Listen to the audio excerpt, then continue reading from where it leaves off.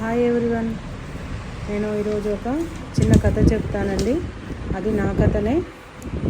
నేను ఒక మధ్యతరగతి కుటుంబంలో పుట్టాను. చదువు మానేయాల్సి వచ్చింది. ఎందుకంటే నాకు చిన్నతనంలో పెళ్లి కావడం వల్ల చదువుకోవడం కుదరలేదు. కుటుంబ బాధ్యతలు వచ్చాయి. కానీ నాకు ఒక కళ మాత్రం మిగిలిపోయింది. నా కుటుంబానికి నేను బలం కావాలి. కానీ అది ఎలా? నాకు చీరలంటే ఇష్టం. అదే నన్ను ముందుకు నడిపింది. చిన్నగా చీరల వ్యాపారం మొదలుపెట్టాను. కానీ ఎవరూ పట్టించుకోలేదు. నేను ఆగలేదు.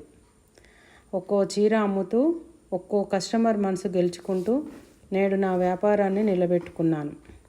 నా 2 కొడుకులు, నా భర్త, నా కుటుంబ సభ్యులంతా గర్వపడే స్థాయిలో ఎదిగాను. ఈ ప్రయాణం నన్ను నేను నమ్మినందుకే సాధ్యమైంది. నాకు సాధ్యమైనప్పుడు మీకు ఖచ్చితంగా సాధ్యం అవుతుంది కదా. మీ కలల్ని నమ్మండి, మొదటి అడుగు వేయండి, ఫలితం తప్పకుండా వస్తుంది. Okay friends, thank you for watching.